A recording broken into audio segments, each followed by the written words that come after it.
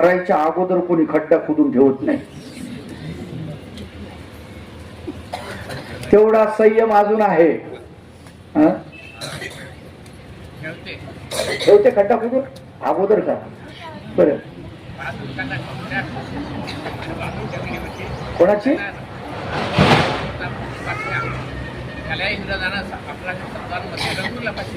असं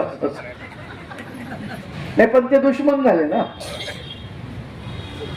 नातेवाईक नाही, हे तर दुश्मनच आहेत म्हणा. हे बी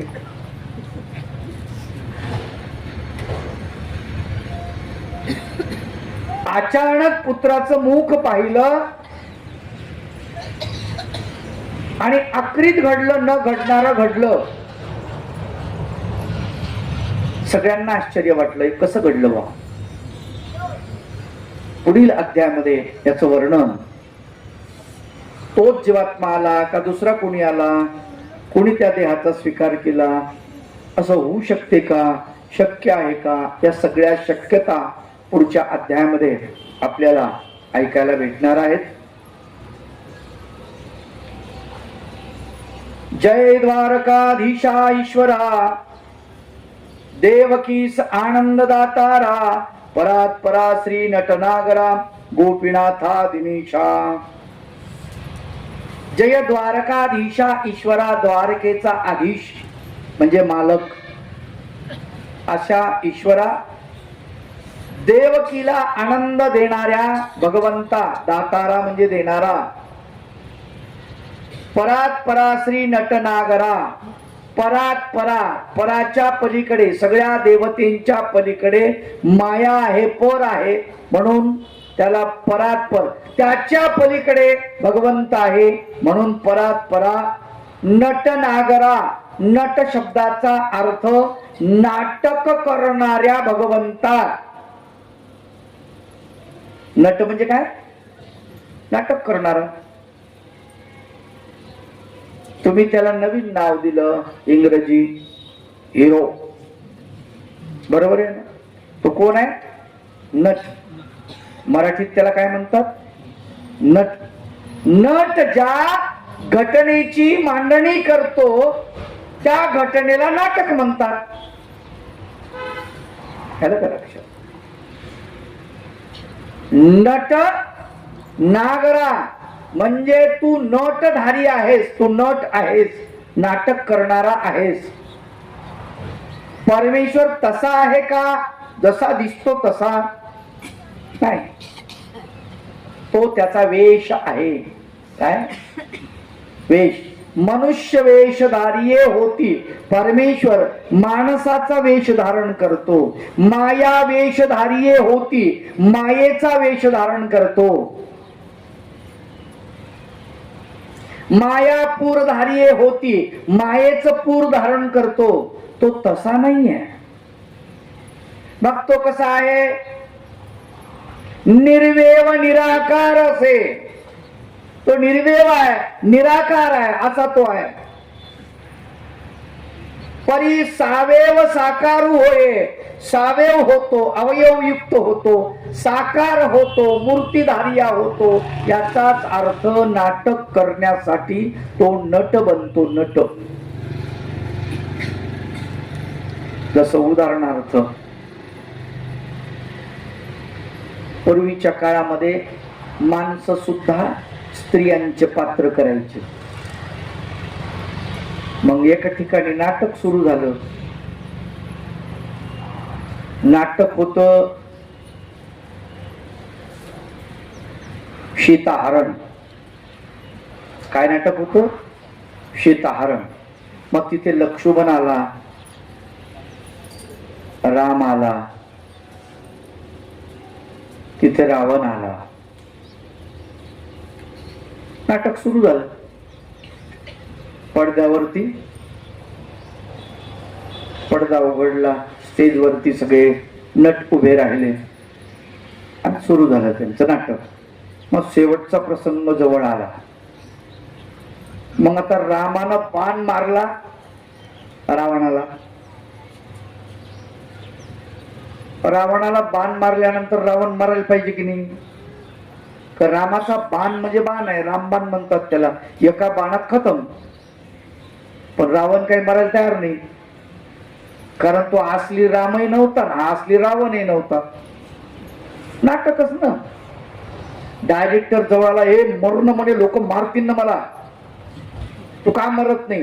ते म्हणे मागच्या प्रयोगाचे 500 रुपये राहिले ते दे, तेव्हा मरतो. तसा मरत नाही मी. त्यानं विचार केला, काय कटकट झाली. पटकन खिशातले पैसे काढले, त्याच्या खिशात टाकले. बाई म्हणे 500 पाहिले त्यांनी, टाकले खिशात. हा आता मार रामा, मार म्हणे, आता मारायला तयार आहे. पुन्हा पडदा उघडला. राम म्हणे मी नाही मरत आता. अरे मार, तुला काय झालं? म्हणे माझे 300 रुपये मागच्या प्रयोगातले. हे काय? नट. याला नट म्हणतात. नट. इकडं राम आहे, इकडं सत्यवचनी आहे स्टेजवर. काय स्टेजवर? काय तो सत्यवचनी आहे, एक वचनी, एक पत्नी आहे. पडद्याच्या मागं गेला की बिड्या वडायला येते, नाही का? तसं नाही. तसं हे पृथ्वी नावाचं स्टेज आहे. या स्टेजवरती तो नटधारी आलेला आहे. कोण? भगवंत. मनुष्याचं नट त्यांनी केलंय, नाटक केलंय की मी माणसाच्या रूपात आलो आहे. माणूस नाही, तो रूप आहे. आतमध्ये कोण आहे? परमेश्वर आहे. आतलं स्वरूप काय? परमेश्वराचं आहे. असा म्हणून नटनागरा असा शब्द आहे.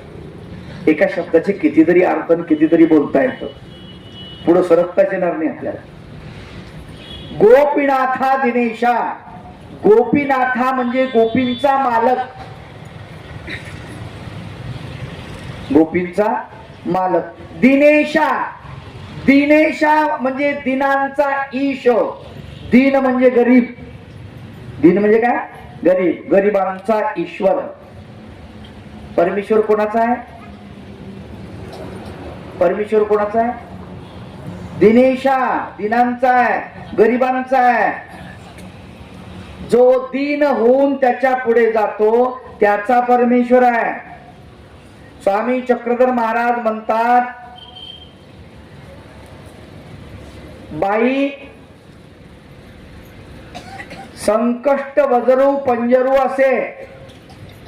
परमेश्वर कसा आहे? संकटातून सोडवणारा आहे. परमेश्वर वज्र पंजरू आहे. परी जीवे शरणागत व्हावी की, पण जीवानं शरण गेलं पाहिजे. जो जीव शरण गेला त्याचं रक्षण करणार भगवंत, का कोणाचे रक्षण करणार? म्हणलं पाहिजे ना, देवा माझं रक्षण करा. जो म्हणतो त्याचं करतो. तुम्ही म्हणसान हे तर अवघड काम आहे, हे बरोबर नाही. असं हा तर देव अन्याय आहे, देव आमच्यावर अन्याय करतो असं नाही. द्रौपदीचं रक्षण सुद्धा द्रौपदीनं आवाज दिल्यावरच केलं भगवंतांनी. जोपर्यंत द्रौपदी परमेश्वराला आवाज देत नाही तोपर्यंत भगवंत तिला मदत करत नाहीत.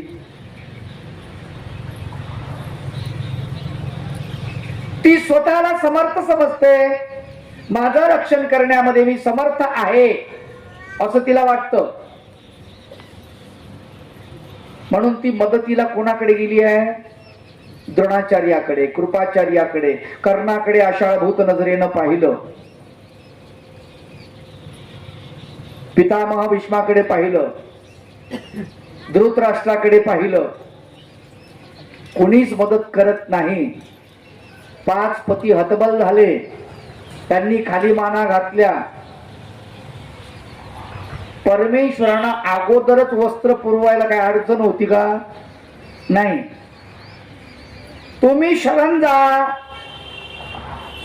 देव तुम्हाला मदत करायला तयार आहे. तुम्ही शरण जात नाही ना. अडचण देवाची नाही, अडचण तुमची आहे. देव आम्हाला का मदत करत नाही? देव बी खोट्याचा सोबती आहे म्हणतो ना असं आपण. देवाचं काही खरं नाही. पांडवाला एवढे कष्ट आणि कौरव मजेमध्ये येत असं म्हणतो की नाही आपण. कारण आपल्याला काही माहित नसतात, फक्त आपण बोलत राहतो. तसं नाही आहे. परमेश्वराचा धावा केल्यानंतरच परमेश्वर मदत करतो, एरवी करत नाही. दिनेशा, जो दीन झाला, गरीब झाला, त्याचाच तो ईश्वर आहे. जो म्हणतो मी समर्थ आहे, मी श्रीमंत आहे, मी गरीब नाही, मी दरिद्री नाही, दुबळा नाही, देव म्हणतो तू दुबळा नाही तर तुला काठी काऊन देऊ, तू दरिद्री नाही तर तुला धन काय करायचं. लक्षात घ्या. काही माणसं मी बघितले आत्ता निवडणुकीमध्ये निवडून आली, ज्या दिवशी निवडून आली ती माणसं निवडून आल्यानंतर इकडं लोक त्याच्या नावाचा गुलाल वाटायलेत आणि तो माणूस माहूरला गेला. कुठे गेला? कशासाठी? देवदर्शनाला. त्याला धाब्यावर जाता आलं असतं, जाता आलं असतं की नसतं, पण त्यानं नाही केलं. ते लोक म्हणाले साहेब कुठे गेले, त्याच्या आईला विचारले, भावाला विचारले, पत्नीला विचार, साहेब कुठे गेले, साहेब कुठे गेले. ते म्हणे बाबा साहेब गेले माहूरला. आणि असं कुठं असतं का? निवडून आले म्हणे, आम्ही सत्कार करते म्हणे, देवाचं पूजन करायला गेले ते लोक. वापस कधी भेटतील म्हणे? उद्या भेटतील. निवडून लोकांनी दिलं हे बरोबर आहे, पण लोकाला बुद्धी देणारा भगवंत आहे, म्हणून त्याची भेट घेणं गरजेची पहिली गोष्ट. आम्ही सुखामध्ये देवाला विसरून जातो, दुःखामध्ये आठवण राहते देवाची.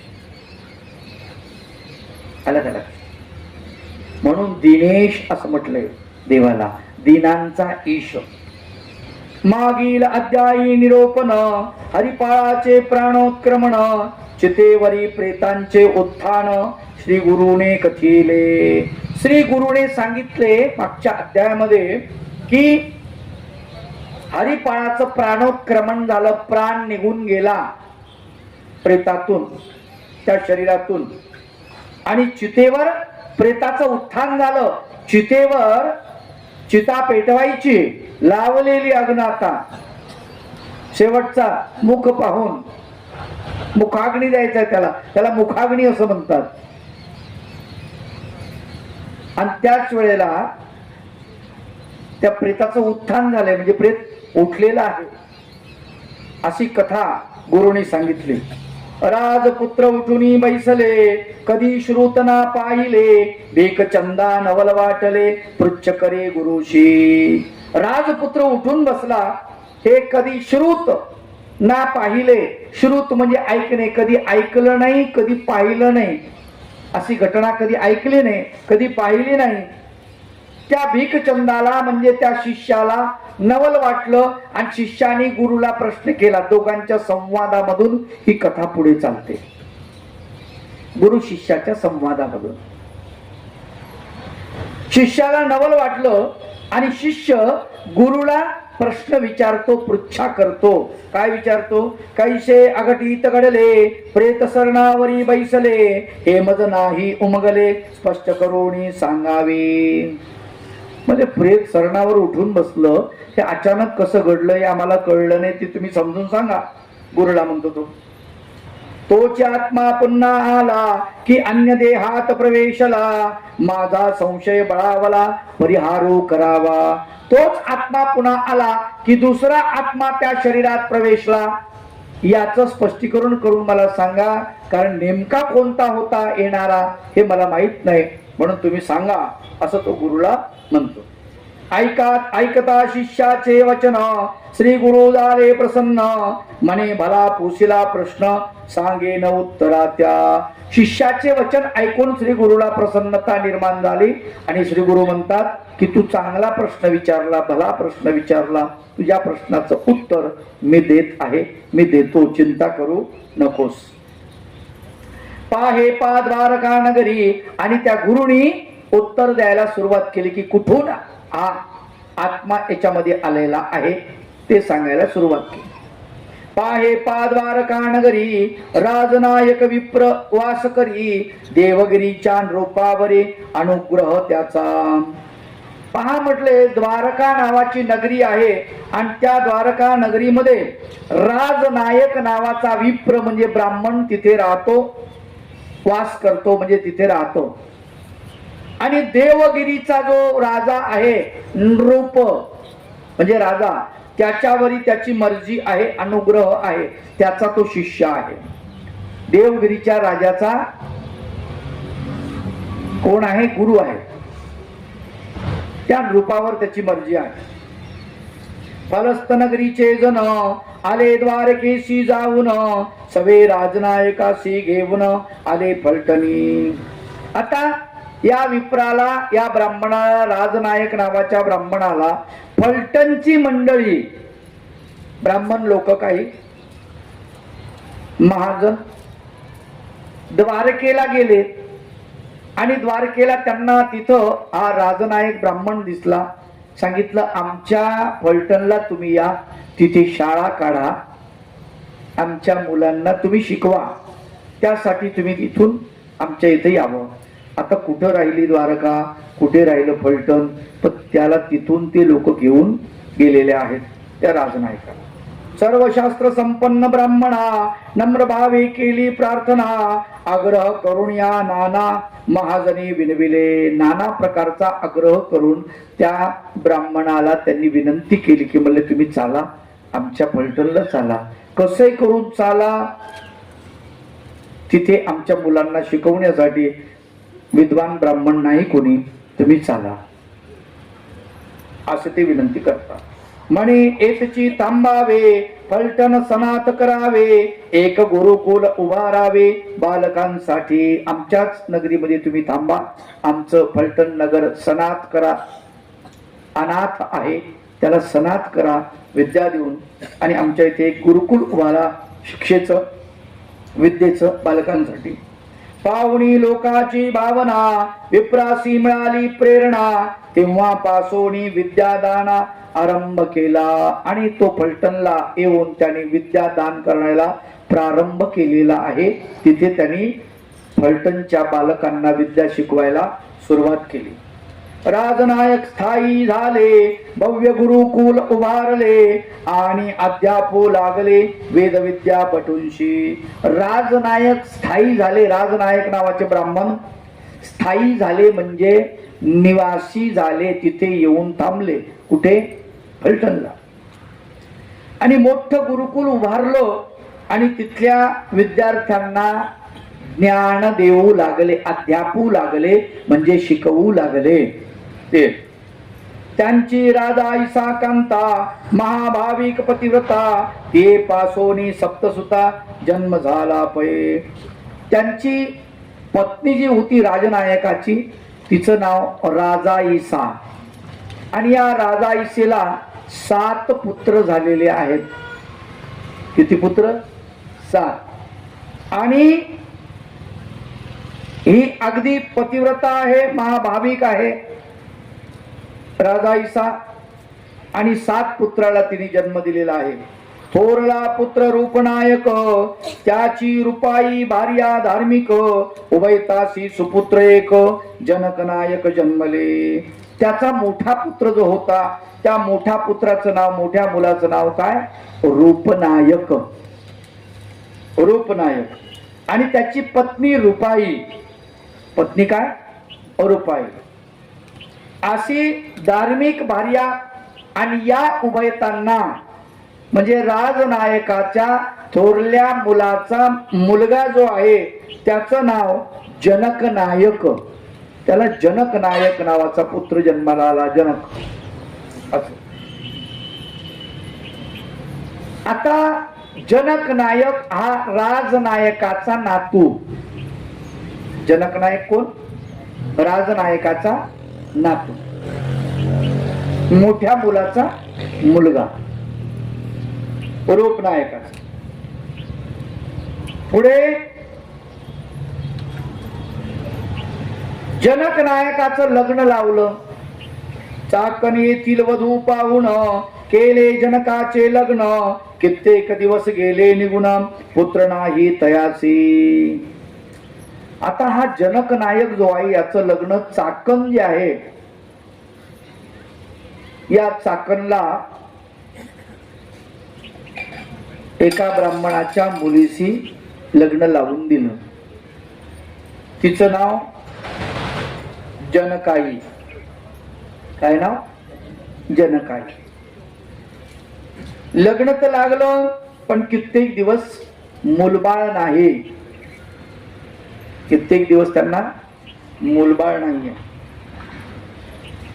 चाकण येथील दैवत चांगदेव नामे प्रख्यात, त्यासी नवस केला हेत पुत्रा कारणी. चाकण येथील एक दैवत आहे चांगदेव नावाचं, तिथे नवस केलेला आहे माहेरच्या लोकांनी. नाही, इथे तसं दिलेलं आहे. दोन मत आहेत. चांगदेव नावाचं दैवत चाकणलाच होतं असं मत आहे. दुसरं मत असं आहे की चांगदेव म्हणजे चांगदेव हरताळा, तापी पूर्णेच्या संगमावरती जे चांगदेव आहे ते चांगदेव, त्या चांगदेवाला नवस केलेला आहे. कारण चांगदेवाला येता जाता ही मंडळी यायची. कोण? राजनायक, रूपनायक जे आहेत, जनक नायक सगळे येताना चांगदेवाला यायचे, तापी पूर्णेवर स्नान करायचे आणि मग तिथून द्वारकेला जायचे. त्यामुळे कदाचित त्या चांगदेवावरती तिथे त्यांची श्रद्धा आहे, म्हणून त्या चांगदेवाला नवस केला. माहेरच्या लोकांनी चक्रपाणी नावाचं दैवत फलटण चाकणला आहे त्याला नवस केला, असं म्हणून दोन मत याचं प्रतिपादन केलेलं आहे.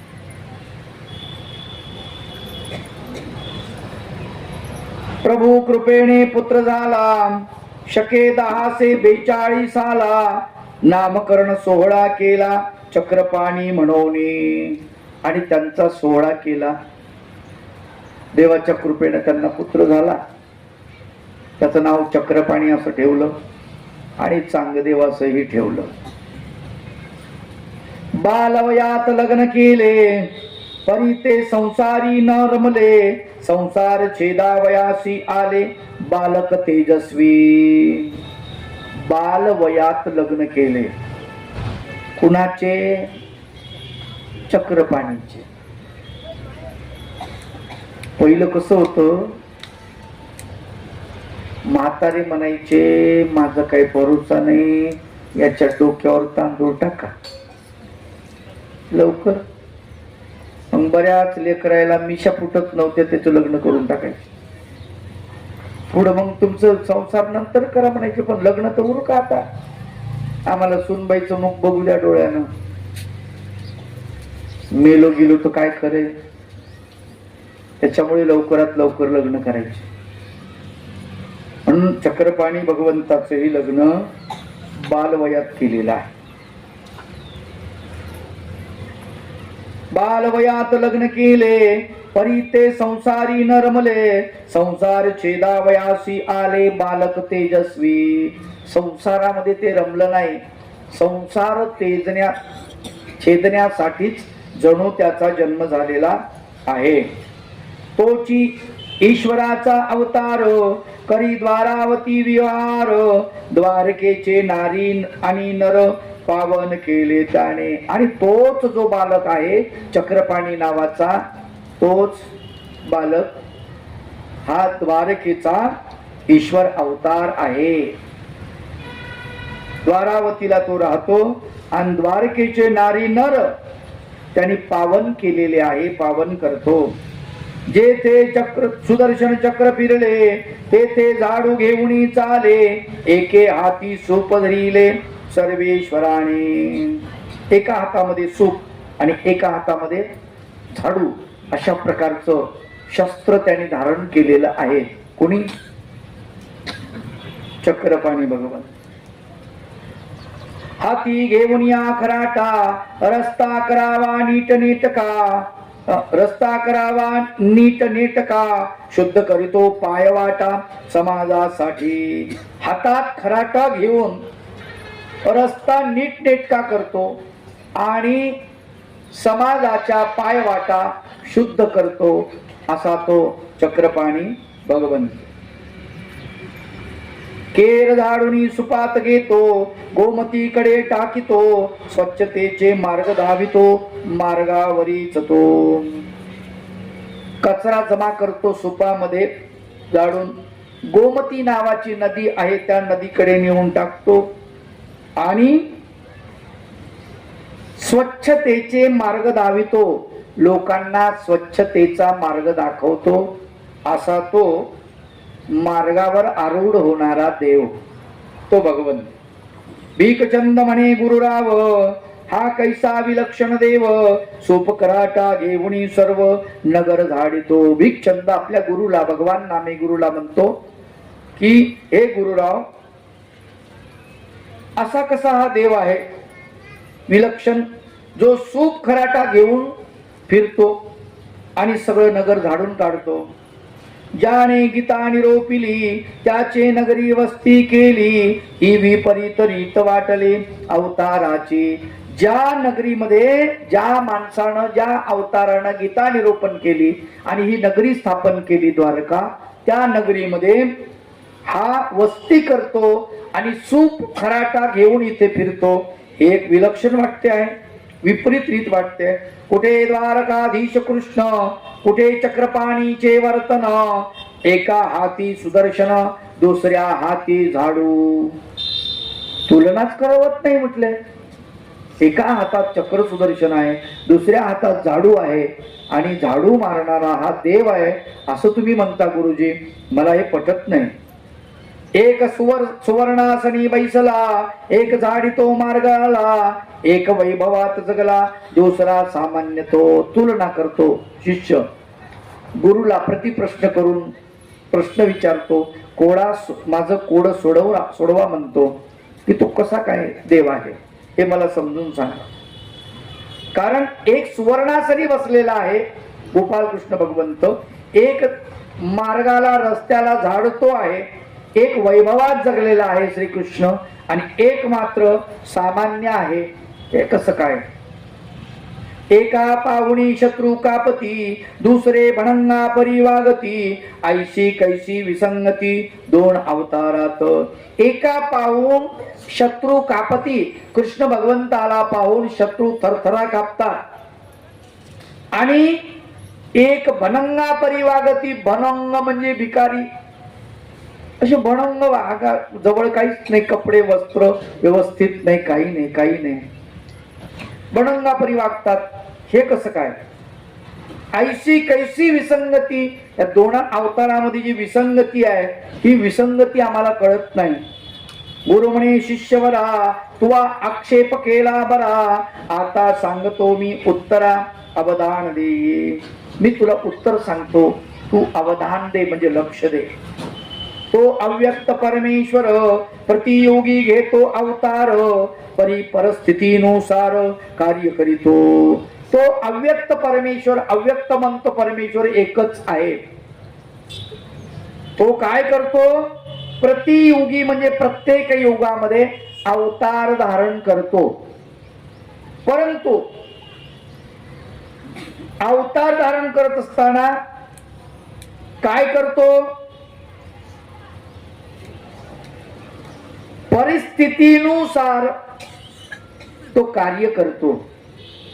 तिथे युद्धाची परिस्थिती होती म्हणून त्यांनी युद्ध केलं, इथे युद्धाची परिस्थिती नव्हती, इथे स्वच्छतेची परिस्थिती होती. लोक घाण वागत होते, घाण राहत होते, गलिच्छ राहत होते, मंदिरात जात होते, तिथे कचरा करत होते, मंदिराच्या भोवताल कचरा, मंदिरात कचरा, घरात कचरा, गल्लीत कचरा, गावात कचरा, जिकडे तिकडे कचराच कचरा. झालं ना आता? आहे की नाही कचरा? आपण म्हणतो डास लय झाले, आणि आपण काय आणली? हा. कशासाठी? खेळायला.